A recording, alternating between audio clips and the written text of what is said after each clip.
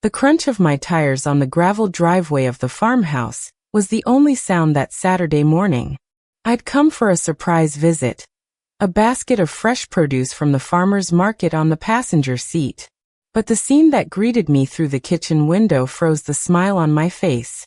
My daughter, Clara, was at the sink, her shoulders slumped, her hands buried in soapy water.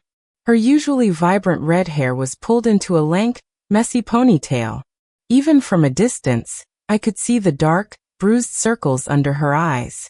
And she was crying, a silent, hopeless weeping that spoke of utter exhaustion. Behind her, in the open-plan living room, was his family. Robert's mother, Patricia, a woman who had looked at me with thinly veiled contempt from the moment Clara introduced us. Robert's two sisters, their laughter sharp and mocking. His younger brother, his wife, and their two children, who were tearing through the room like a tornado, scattering toys and crumbs. They were all sprawled on the furniture as if they owned it. Clara, more coffee. Clara, this toast is cold. Make another batch.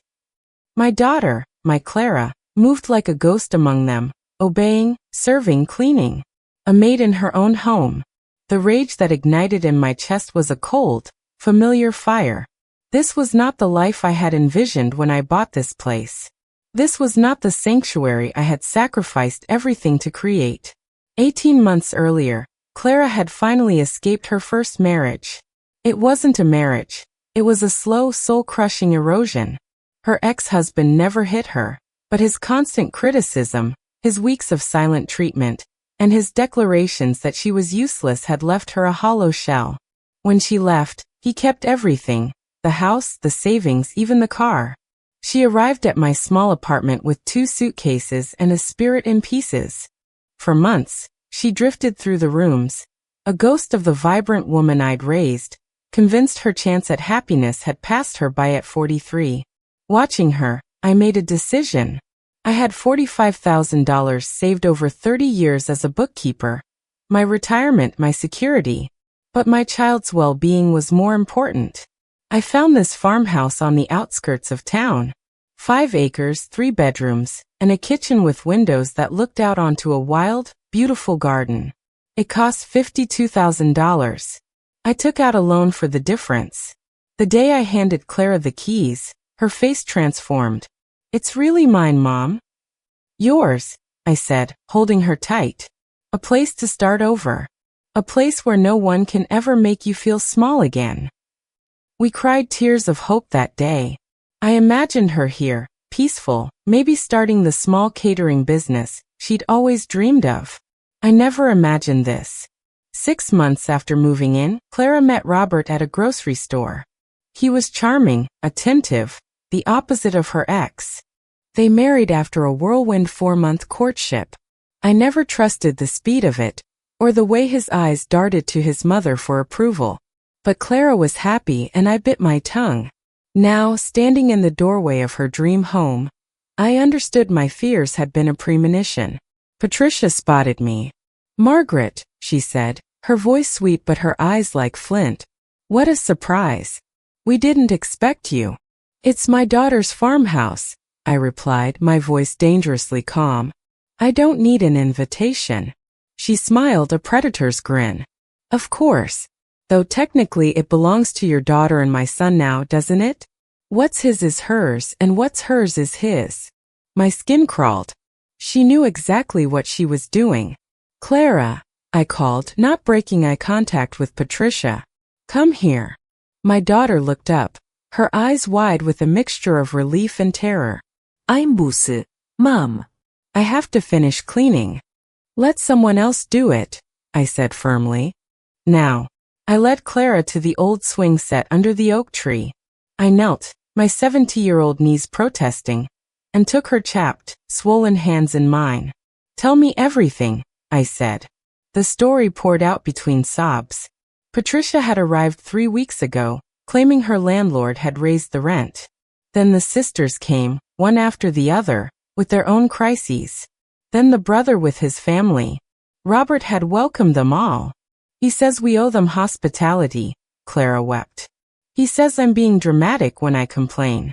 Patricia says it's my duty. That a good wife puts the family first. Maybe I'm the one who's selfish. No, I said, my voice steel. This is not normal. This is not right. They are using you. But Robert, this house isn't Robert's, Clara. It's yours. Only your name is on the deed. I made sure of it. A flicker of understanding, of remembered power, lit in her eyes. It was the spark I needed. We walked back inside. The mess was worse. Patricia was holding court on the sofa.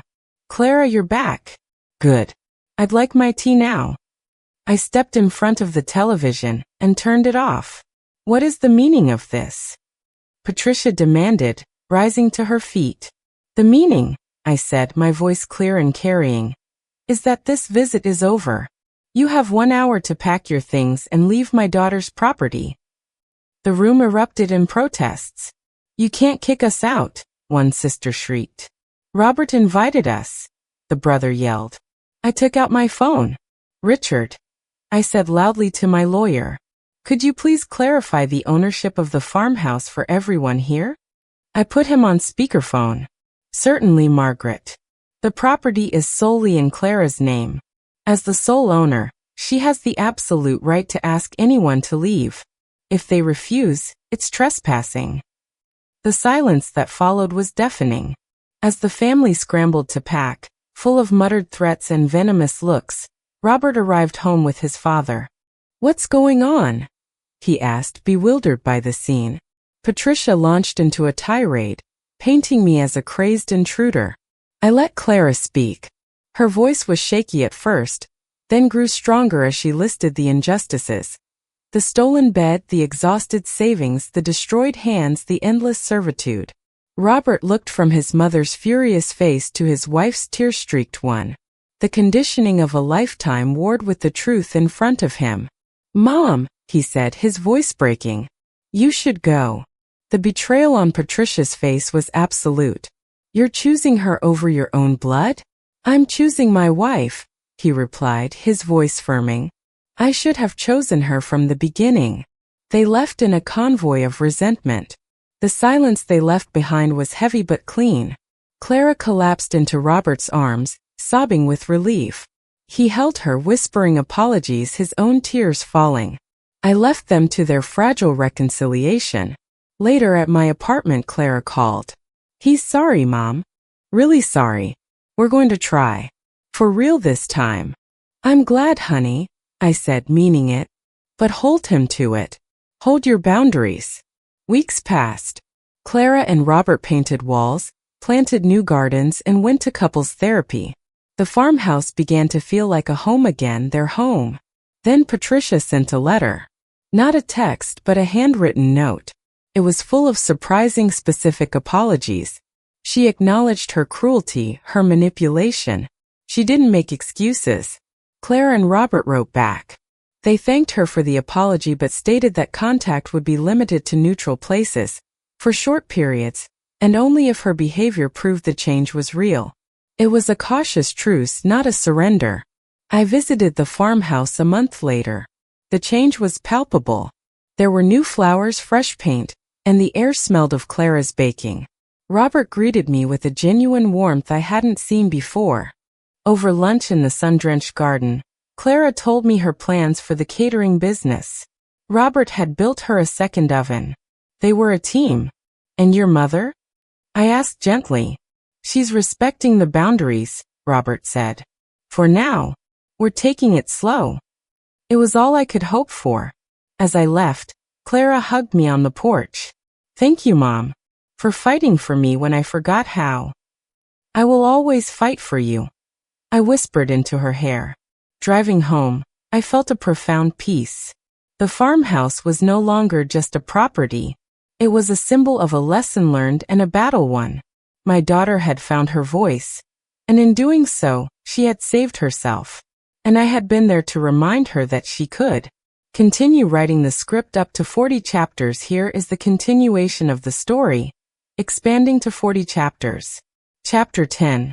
The first test came 2 weeks later. Patricia called Robert, her voice trembling with manufactured distress. Your father isn't feeling well, Robert. The doctor says it's stress-related. He misses you terribly. I was at the farmhouse when the call came. Clara's knuckles turned white as she gripped the kitchen counter. Robert's face was a mask of conflict.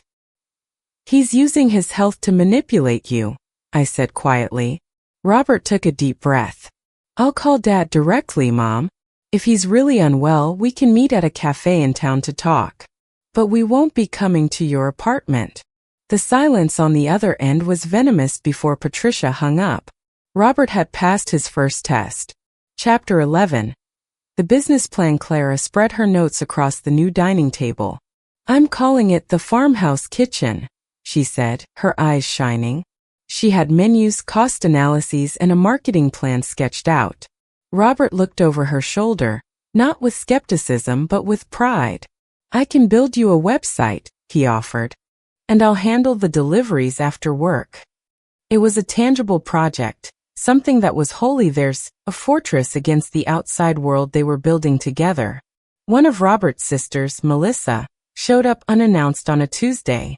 She stood on the porch, holding a casserole dish like a peace offering. Robert's not home, Clara said, not opening the screen door. I know.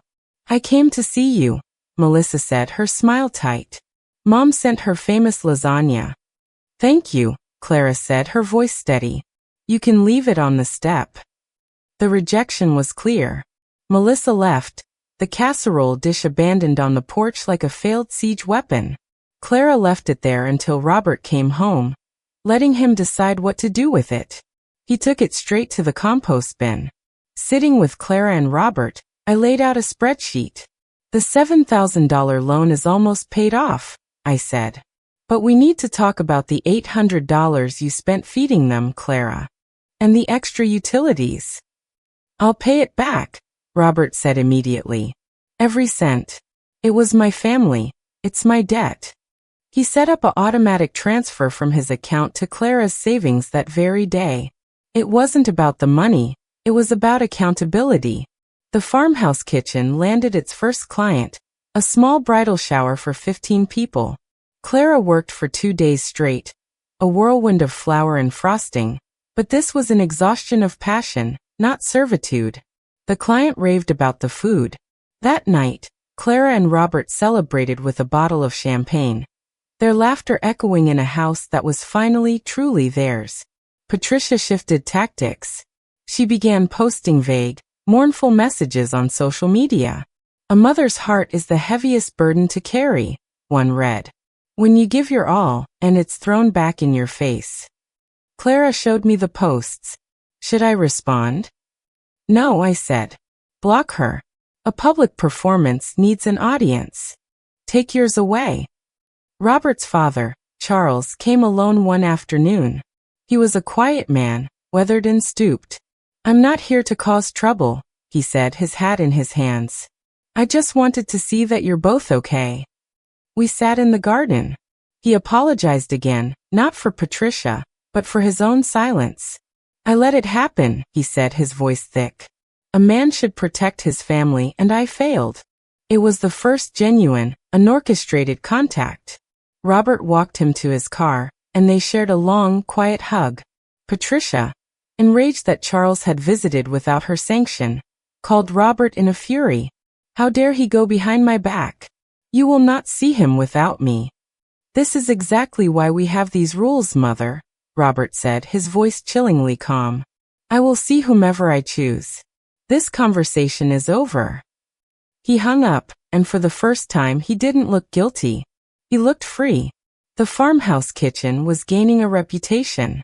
Clara hired a part-time high school girl to help with washing up and prep. It was a small thing, but it symbolized growth. She was becoming an employer, not an employee. Clara and Robert invited me for a family dinner. The term was now carefully defined. It meant us. The table was set for 3. We ate, we laughed, and the ghost of Patricia's criticism was nowhere to be found. The hot water heater burst, flooding the basement. It was a stressful, expensive disaster. The old Clara would have crumbled under the pressure. The new Clara called the plumber, negotiated the price, and worked with Robert to manage the cost without panic. They handled it as a team. Patricia sent a formal-looking letter, inviting them to a family reconciliation dinner at a restaurant. The tone was still one of someone granting a favor. Clara and Robert discussed it in therapy. Their response was a united no thank you. They explained that reconciliation was a process, not an event, and the conditions were not yet right. The power had firmly, irrevocably shifted. Clara started attending a local small business owners group. She found friends and mentors there. Her own community, separate from Robert's family or even from me. She was building a life that was entirely her own creation. They celebrated their first wedding anniversary. Robert gave Clara a new set of professional-grade mixing bowls. She gave him a weekend trip, just the two of them. They were learning each other anew, without the static of his family's interference. We ran into Patricia at the farmer's market. She stiffened, preparing for a scene. Clara simply smiled a polite, distant smile, said, "Hello, Patricia," and walked on, her arm linked through Robert's. The absence of drama was its own victory. The farmhouse kitchen was doing so well that Clara paid back the last of my $7,000 loan. She handed me the check with a look of immense pride. It wasn't just money. It was a symbol of her reclaimed independence. Robert had a bad week at work. Tired and vulnerable, he almost answered one of Patricia's guilt-tripping texts. He showed it to Clara instead. "Talk me out of it," he said. They talked for an hour. His weakness became their strength. Saturday mornings became their sacred time. No work, no phones, just coffee on the porch, planning their garden, or just reading in comfortable silence. They were actively building a shared life they both loved. I realized I was still visiting almost daily, my protectiveness lingering. I consciously pulled back, forcing myself to trust the new foundation they had built. It was time for me to let the sanctuary be just theirs. Patricia's father, Robert's grandfather, passed away. The funeral was a minefield of family drama. Robert attended, but he went with his father, Charles, and sat with him, not with Patricia's orchestrated grieving cluster. He paid his respects and left early, prioritizing his own peace over familial pageantry. Business was booming. Clara came to me with a proposal. She wanted to rent the small barn on the property and convert it into a proper commercial kitchen. She had the business plan and the funding figured out. She wasn't asking for permission. She was presenting a partnership. Robert started meeting his father, Charles, for lunch every other week. It was the first healthy one-on-one relationship he'd ever had with his father. Charles began to open up, sharing his own regrets and struggles. They were both healing. A large wedding order canceled at the last minute, leaving Clara with hundreds of dollars worth of perishable ingredients. It was a sharp financial blow. She didn't despair. She and Robert packaged the food and donated it to a local shelter. They turned a loss into a lesson in resilience and compassion. Months of silence and upheld boundaries finally had an effect. Patricia sent a simple, unadorned text to Robert. "I am trying to understand. I miss you." There were no demands, no manipulations. It was the first authentic communication in over a year. The barn conversion was complete. The farmhouse kitchen now had a beautiful licensed commercial space. They threw a small open house. Their friends from the business community, Charles and I, were there. It was a celebration of their joint success, in a space that was completely legally Clara's. After consulting their therapist, Robert agreed to meet Patricia for coffee, in a public place, for 1 hour. Clara did not go. He reported that it was strained and awkward but civil. Patricia asked questions about their lives and for the most part listened to the answers. It was a small, fragile step. Clara was asked to speak on a panel for women in business. Watching her command the room, speaking confidently about her journey from survival to entrepreneurship, I saw a woman I barely recognized from the broken soul I had found at the sink. Her strength was now her own. Patricia's birthday arrived. In the past, it was a command performance. This year, Robert and Clara sent a beautiful bouquet of flowers and a polite card. They did not attend the large family dinner. Patricia thanked them for the flowers via text. The world did not end. A year after the confrontation, a new normal had settled. Patricia was a distant, mostly polite figure on the periphery. Clara's business was thriving. Robert was a present, supportive partner. The farmhouse was a true home. The war was over. I sat with Clara on her porch, watching the sunset paint the fields in gold. "You know," I said, "when I bought this place, I thought I was just giving you a house." "You gave me more than that, Mom," she said, leaning her head on my shoulder. "You gave me back my life. You taught me that my peace is non-negotiable." That was the real legacy. Not the land or the house, but the unshakable knowledge of her own worth. It was the autumn equinox. Clara and Robert hosted a small harvest party. Their friends, a few of Clara's employees, Charles and I were there. Laughter and music filled the air. As I watched them slow dance under the string lights, surrounded by the life they had built together, I knew the harvest was abundant. They had reaped resilience, respect, and a love that had been tested by fire and had emerged stronger.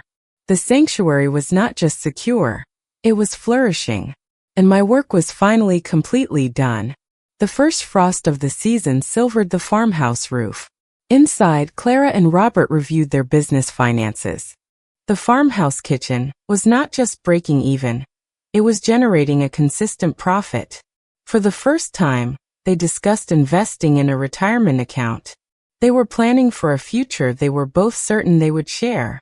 Patricia, in a move that shocked everyone, recommended the farmhouse kitchen to her book club. A flood of orders from wealthy, discerning women followed. It wasn't an apology, but it was a form of respect, an acknowledgement of Clara's skill and success on her own terms. Clara's ex-husband, Mark, reached out via email. He claimed to have reflected and wanted to meet for coffee. The old Clara would have been thrown into a tailspin of anxiety. The new Clara deleted the email without replying and blocked his address. Some bridges were better left burned. The high school girl Clara hired, Lily, showed a natural talent for baking. Clara began formally mentoring her, teaching her techniques and recipe development. She saw a reflection of her own stifled passion and was determined to nurture it in someone else. Robert's company offered him a promotion that required significant travel. The old Robert would have accepted without consulting Clara.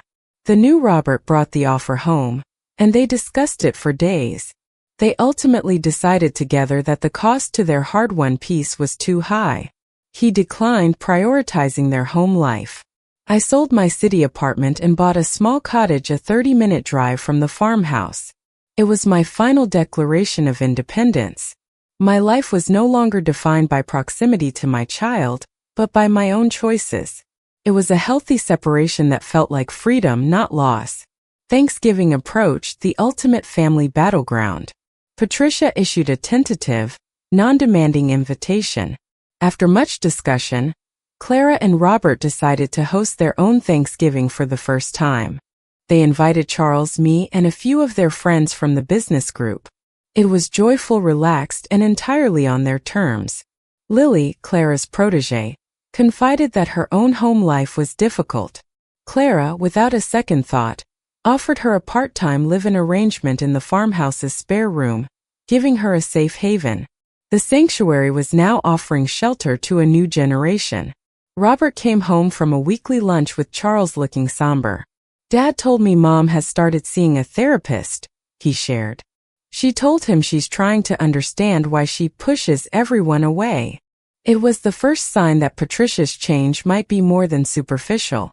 A local gourmet grocery store approached Clara, wanting to stock her signature preserves and granola. It was a massive opportunity that would require scaling up. Instead of being daunted, Clara and Robert spent the weekend creating a detailed proposal. Fear had been replaced by ambition. During one of their cautious coffee meetings, Patricia admitted to Robert, "I was jealous. You had built this beautiful life, this beautiful home, and I felt shut out. So I tried to force my way in."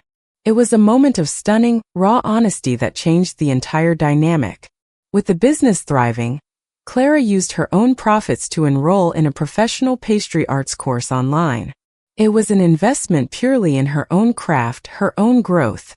Her identity was now firmly rooted in her abilities, not her relationships.